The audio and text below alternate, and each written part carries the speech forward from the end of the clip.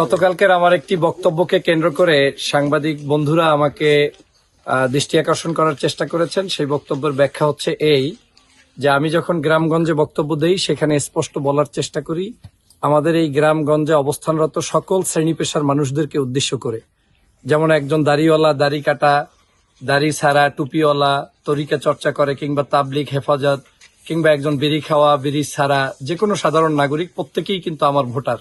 আমার বক্তব্যের মূল উদ্দেশ্য ছিল যে বাংলাদেশের আপনারা যারা বিড়ি খান বা সিগারেট খান, আপনি যদি এই খাবার অভ্যস্ত অবস্থায়ও আপনার দোকানে গিয়ে বসেন, সেই দোকানে গিয়ে আপনি এই বিড়ি খাবেন, সেই খাওয়া অবস্থায়ও আপনি দাঁড়িপাল্লার পক্ষে বক্তব্য রাখবেন কিংবা দাঁড়িপাল্লার পক্ষে আপনি ভোট চাইতে পারবেন। আপনি যদি এমন করে দাঁড়িপাল্লার পক্ষে দাঁড়ান, হতে পারে আপনার জীবন পরিবর্তন হতে যেতে পারে, এবং সেটা দাঁড়িপাল্লার পক্ষে অবস্থান করার কারণে একটা সময় আল্লাহ তাআলা চাইলে আপনাকে মাফ করে দিয়ে আপনাকে এই সঠিক পথে পরিচালিত করতে পারে। এ ধরনের একটি বক্তব্য ছিল। সেই বক্তব্যটা হয়তো কেউ কোনোভাবে মিসলিডিং করেছে কিংবা বুঝতে ভুল করেছে, কিন্তু যার পূর্ণাঙ্গ বক্তব্য আমার ফেসবুক পেজে আছে, শুরু থেকে শেষ পর্যন্ত দেখলে কিন্তু আপনারা পারবেন। শুধু তাই নয়, এছাড়াও আমি নারী সমাজের প্রতি, কৃষক, শ্রমিক সমাজের প্রতি আমি কিন্তু আমার বক্তব্য দিয়ে চলেছি। আমার বক্তব্যের মূল আকর্ষণটাই হচ্ছে যে একজন এমপি, সে একজন গণমানুষের এমপি, অতএব একজন এমপি পদপ্রার্থী সে সকল শ্রেণী পেশার মানুষদেরকে টার্গেট করেই বক্তব্য দিবে।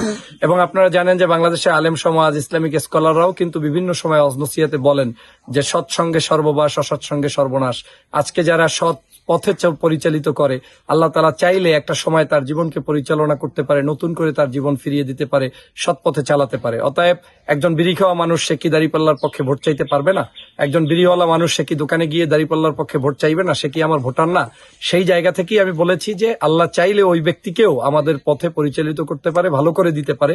অতএব এই বিড়ি খাওয়া, বিড়ি ছাড়া, কিংবা সাধারণ নাগরিক, কিংবা একজন ইসলামিক স্কলার, কিংবা যে কোনো ধর্ম পেশার মানুষই আমার ভোটার।